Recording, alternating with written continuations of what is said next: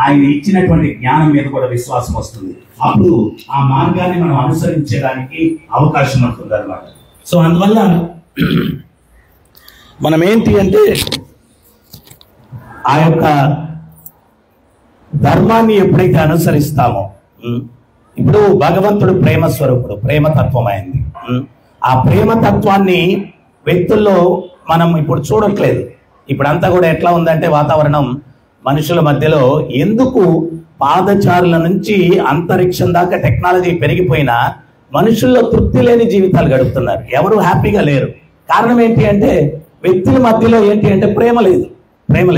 ఇప్పుడు భర్త రోజంతా కష్టపడి ఇంటికి వస్తాడు, ఆయన కొంచెం రిలాక్స్ అయిపోదామని చెప్పి టీవీ పెట్టుకొని ఏమే కాఫీ అంటాడు అనమాట. ఆమె కాఫీ తెచ్చే లోపల టీవీలో మంచి అడ్వర్టైజ్మెంట్, ఏది కళ్యాణ్ జ్యువెలర్స్ లేకపోతే జై లుకాస్ మంచి నెక్లెస్ ప్యాటర్న్ తోటి మంచి అడ్వర్టైజ్మెంట్, అది చూసేస్తుంది. చూసేసి ఏమండి ఈ నెక్లెస్ చాలా బాగుందండి అంటుంది.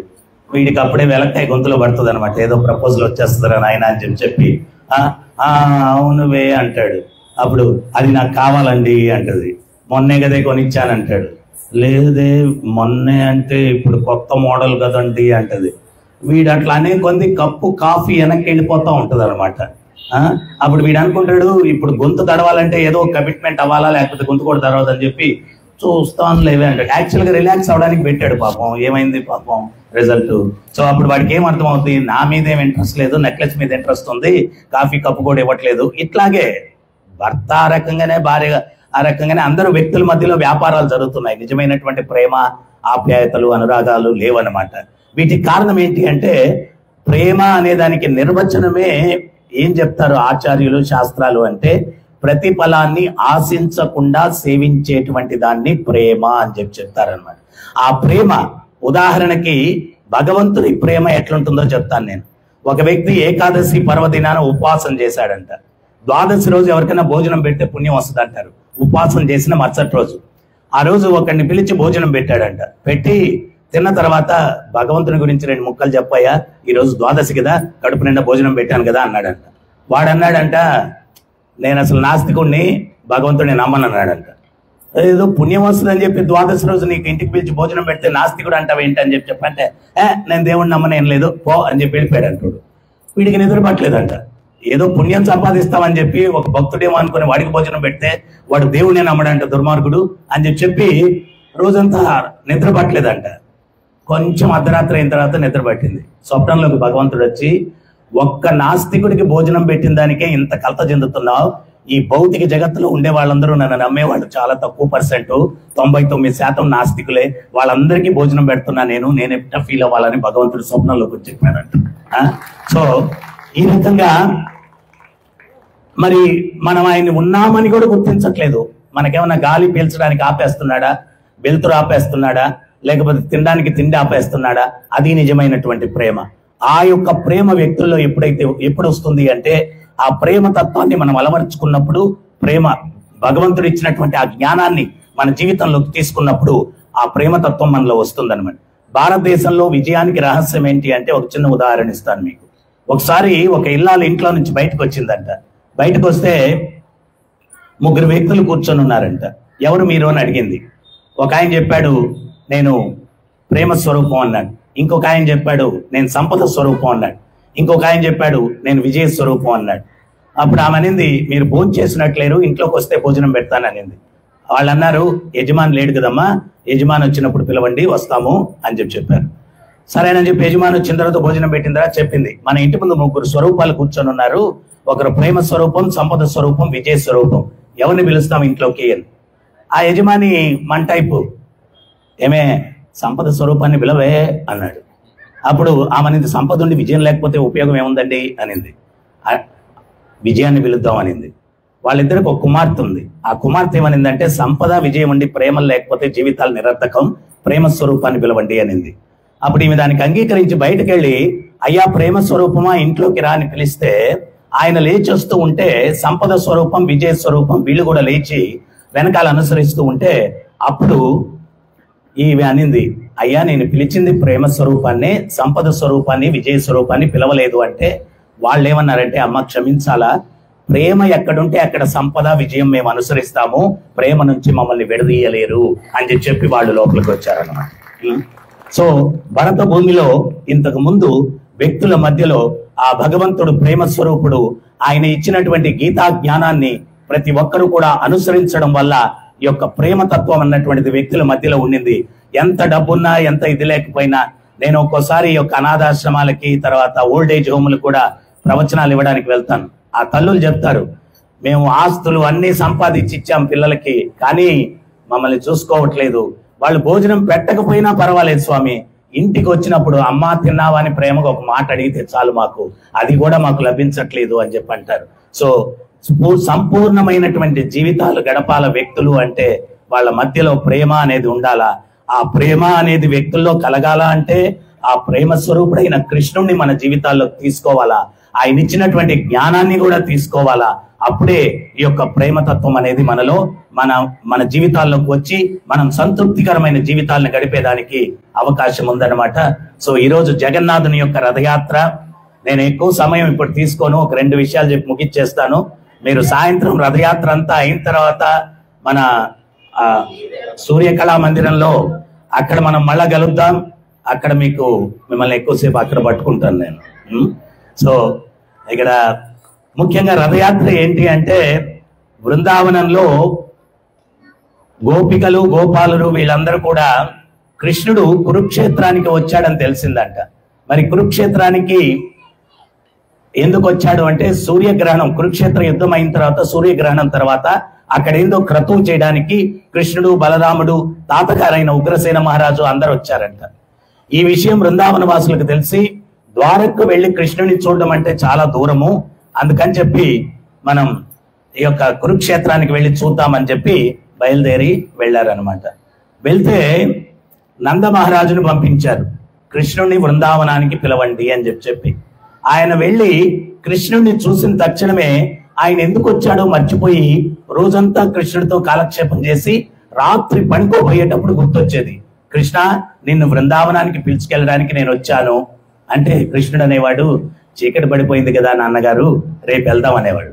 మరుసటి రోజు కూడా ఇదే తంతు, రాత్రి గుర్తొచ్చేది, పగలు మర్చిపోయేవాడు. అట్లా 6 నెలలు గడిచిందంట.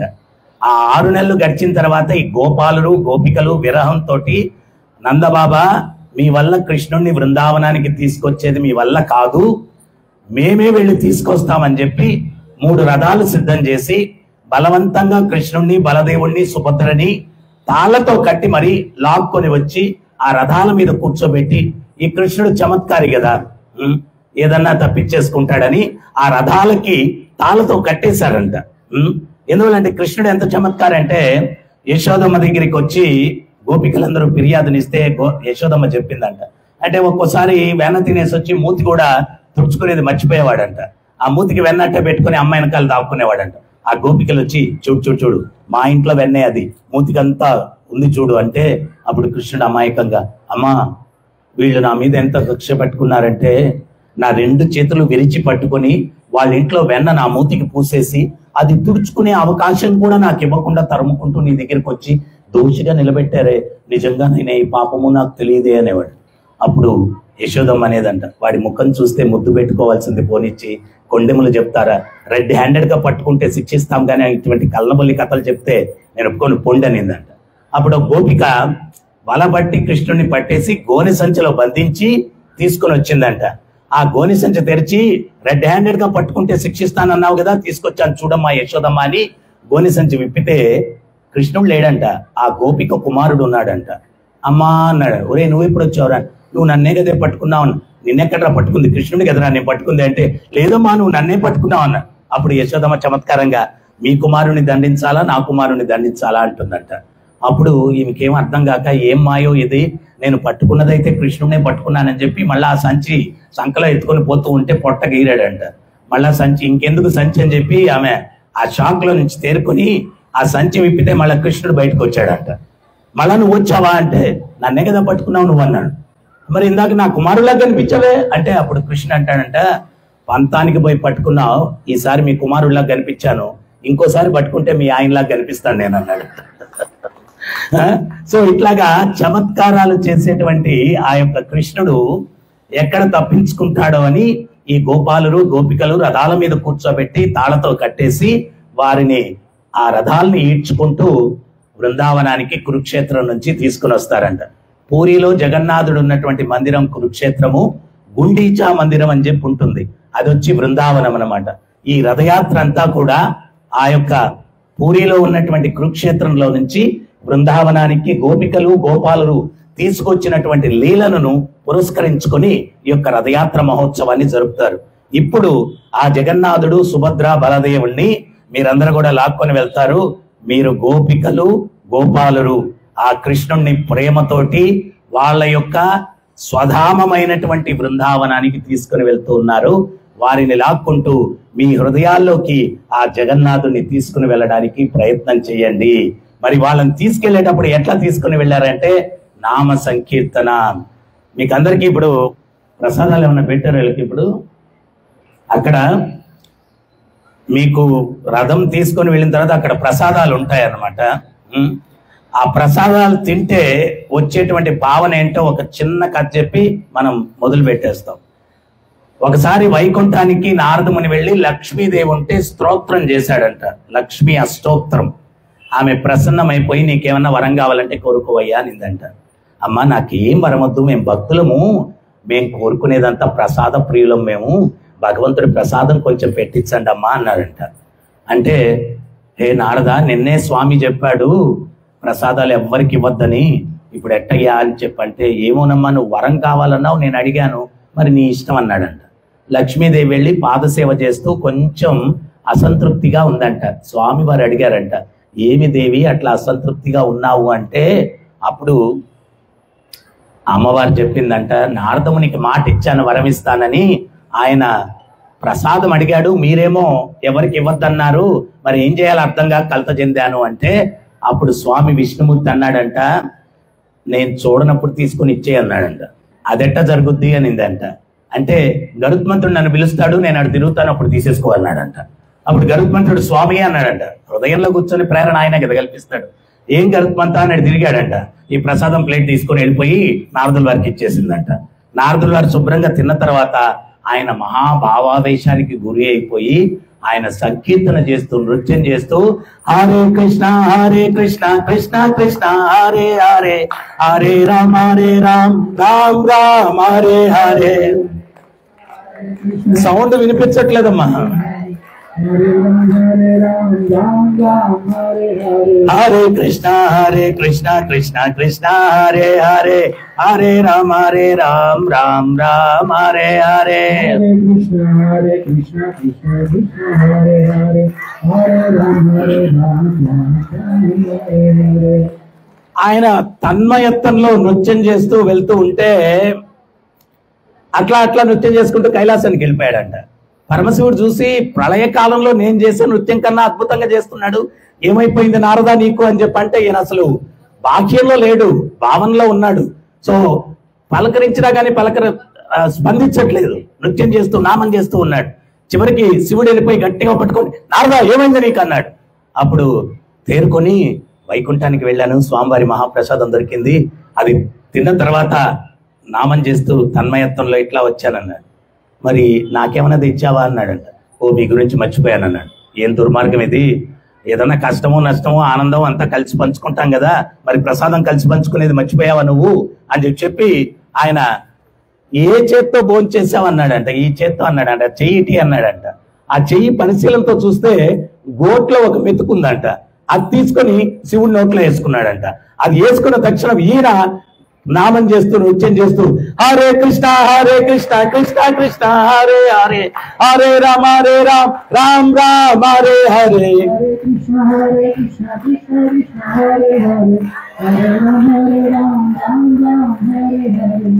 అమ్మ మనం పాటించే పద్ధతులన్నీ కూడా చాలా సైంటిఫిక్ అని మీకు ఒక చిన్న ఉదాహరణ ఇస్తాను. ఈ మధ్య అమెరికన్ ఒక యూనివర్సిటీ ఒక డిక్లేర్ చేసింది, రోజుకి ఎవరైతే 70 సార్లు చప్పట్లు కొడతారో వాళ్ళకి హార్ట్ డిసీజెస్ రావంట. నేను మొన్న ఈ మధ్య దుబాయ్కి ఏదో ప్రచారానికి వెళ్తే పిల్లల్ని మెమరీ థెరపీ కోసం పంపించారు అని చెప్పారు. వాళ్ళు అక్కడ భక్తులు, పిల్లలు కనపడలేదు ఏంటి అంటే మెమరీ థెరపీ కోసం పంపించారు. అది ఏం చేస్తారు మెమరీ థెరపీలో అంటే గుంజుళ్ళు పెట్టిస్తారంట. సో ఇప్పుడు అవన్నీ కూడా సైంటిఫిక్ గానే అర్థమైపోయింది అనమాట. పిల్లలకి గుంజుళ్ళు పెట్టించేదానికి ఏదో డాలర్లు కట్టి పంపిస్తే గుంజుళ్ళు పెట్టిస్తే వాళ్ళకి మెమరీ పెరుగుతుందంట. మేము చిన్నప్పుడు చదువుకునేటప్పుడు లెక్కలు అప్పచెప్పకపోతే అయ్యవారు చెప్పి గుంజులు పెట్టరా అనేవాడు. అది ఇప్పుడు సైంటిఫిక్ గా దాని వెనకాల పరమార్థం తెలుసుకొని దానికి ఒక థెరపీ అయిపోయింది అనమాట. సో మీరెవరైనా కానీ హార్ట్ కొంచెం హెల్తీగా ఉండాలంటే మన పూర్వీకులందరూ కూడా సాయంత్రం అయితే టీవీలు రేడియోలు ఏం లేవు వాళ్ళకి. ఏదో ఇట్లాగే వేణుగోపాల స్వామి గుడో ఏదో దేవాలయం ఉంటే అక్కడికి వెళ్ళిపోయి భజనలో కూర్చొని చప్పట్లు కొట్టేసి ప్రశాంతంగా ఇంటికి వచ్చేవాళ్ళు అనమాట. వాళ్ళకి రోగాలు తక్కువ ఉన్నాయి. మనం ఇప్పుడు చప్పట్లు కొట్టడానికి కూడా చాలా సిగ్గుపడిపోతా ఉన్నాం. ఇంతకుముందు కాకినాడలో బయలుదేరితే ఏడుకొండల స్వామిని వెంకన్న బాబుని దర్శించాలంటే గోవింద గోవింద అంటూ భజనలు చేసుకుంటూ బస్సు దిగే వరకు కూడా చప్పట్లు కొట్టుకుంటూ పోయేవాళ్ళం. ఇప్పుడు అన్ని పోయాయి. అందుకని కొత్త వచ్చాయి. ఏమొచ్చాయంటే రోగాలు వచ్చాయి. సో అందువల్ల హరే కృష్ణ కృష్ణ కృష్ణ హరే హరే హరే రామ రామ రామ హరే హరే.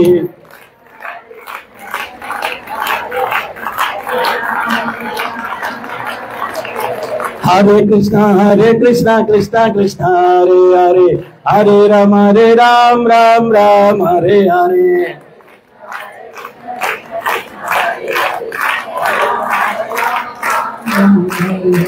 ఈ లోపల పార్వతీదేవి వచ్చిందంట. నాథ మీకేమైంది? ఇంకా ప్రళయానికి సమయం ఉంది కదా, ఇంత తాండవ నృత్యం చేసేస్తున్నారు సంకీర్తన చేస్తూ. ఏమైందంటే ఆయన బాహ్యంలో లేడు. ఆయన పోయి ఎంత అర్చినా ఉపయోగం లేకపోతే గట్టిగా పోయి పట్టుకుంటే అని చెప్పి ఇంద్రజుమ్న మహారాజు జగన్నాథుని కోరుకున్నాడంట. అప్పుడు నాకు ఈ రకంగా నైవేద్యాలు పెడతారు. నాకు నైవేద్యం పెట్టిన తర్వాత పార్వతి విమలాదేవిగా నువ్వు అక్కడ అవతరిస్తావు, అవన్నీ కూడా నీకు తీసుకొచ్చి పెడతారు. అప్పుడు ఆ మనిందంట, నాకొక్కదానికే కాదు నా పిల్లలందరికీ. నీకిద్దరే కదమ్మా పిల్లలు, ఆ కార్తికేయుడు గణేశుడు ఇద్దరే కదా అంటే, కాదు ఈ భౌతిక జగత్తుకు తల్లిని నేను, ఇక్కడ ఉన్నటువంటి మానవులందరూ కూడా నా పిల్లలే, మీ దర్శనానికి వచ్చిన వాళ్ళందరూ నా పిల్లలే, వాళ్ళందరికీ మీ ప్రసాదం లభించాలా అని చెప్పి విమలాదేవి పార్వతీదేవి కోరుకునిందంట. అందుకని జగన్నాథపురిలో వచ్చిన వాళ్ళందరికీ కరువు ఉండదు, వేల మందికి ప్రసాదాలు. అక్కడ వంట చేసే వ్యక్తులే 1000 మంది అనమాట. సో ప్రసాదాల వితరణ జరుగుతూనే ఉంటుంది అనమాట. సో ఈ రకంగా ఈరోజు మీకు జగన్నాథుడి ప్రసాదం లభిస్తుంది. ఆయన యొక్క నామ సంకీర్తన, ఆయన యొక్క దర్శనం. ఈ రోజు ఏంటంటే మనమందరం బిజీ అయిపోయాం. భగవంతుడి మందిరంలో కొలువై ఉన్నా కానీ ఆయన దర్శించడానికి వెళ్ళడానికి మనం చాలా బిజీ అనమాట. నేను ఇందాక చెప్పాను కదా, చెయ్యి టాడించేసి ఫ్లయింగ్ కిస్ ఒకటి చెడిపోతా ఉంటారు గుడి ముందు నుంచి, గుడి లోపల కూడా రారు. సో అందుకని భగవంతుడు కరుణతోటి ఎవరైనా అనారోగ్యంగా ఉంటే, కొంచెం అనారోగ్యం అయితే డాక్టర్ దగ్గరికి వెళ్తారు, ఎక్కువ అనారోగ్యం అయితే కొంచెం డబ్బులు ఎక్కువైనా డాక్టర్ని ఇంటికి పిలిపించుకుంటారు. సో ఈ డాక్టరు మన భవరోగాల్ని కుదర్చడానికి జగన్నాథుడు ఆయన మీ ఇళ్ల ముందుకు వస్తూ ఉన్నాడు. మీకు దర్శనం ఇచ్చి మీ భవరోగం నుంచి మిమ్మల్ని విముక్తి పొందించడానికి ఆ డాక్టర్ వీధుల్లోకి వస్తున్నాడు అనమాట. సో మనం ఆయన్ని మందిరంలో లభించే దర్శనం, మందిరంలో లభించే కీర్తన, ప్రవచనం, ప్రసాదం ఇవన్నీ పురవీధుల్లో అందరికీ పంచుకుంటూ మనం మన గమ్యాన్ని అక్కడ చేరుకొని అక్కడ ఇంకొన్ని భగవత్ లీలలు చర్చించుకొని ప్రసాదం తృప్తిగా సేవించి ఈరోజు ఆ జగన్నాథుని యొక్క ఆశీస్సులు సంపూర్ణంగా పొందడానికి అందరం ప్రయత్నం చేద్దాం. సో ఇక్కడ కమిట్మెంట్ ఏంటి అంటే, ఏదో ఇక్కడ లాగేసి వెళ్ళిపోతే కాదు, మనం ఆయన్ని కురుక్షేత్రం నుంచి వృందావనానికి లాక్కెళ్లారు గోపికలు గోపాలురు.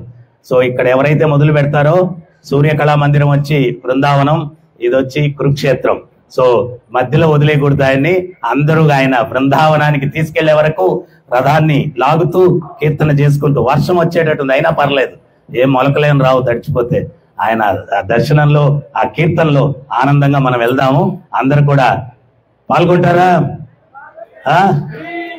జై జగన్నాథ్. హరే కృష్ణ హరే కృష్ణ కృష్ణ కృష్ణ హరే హరే హరే రామ రామ రామ హరే హరే. పురుషోత్తమ మహత్యం ఇంకొక విశేషమైన విషయాన్ని చెప్తుందమ్మా. రథారూఢుడైనటువంటి జగన్నాథుని రథం మీద దర్శించిన, రథాన్ని లాగిన, రథం ముందు కీర్తన చేస్తూ నడిచిన, రథం వెనకాల కీర్తన చేస్తూ నడిచిన, ప్రసాదాన్ని సేవించిన పునర్జన్మ విద్యతి, వాళ్ళకి పునర్జన్మ ఉండదు అని చెప్పి శాస్త్రం చెప్తుంది.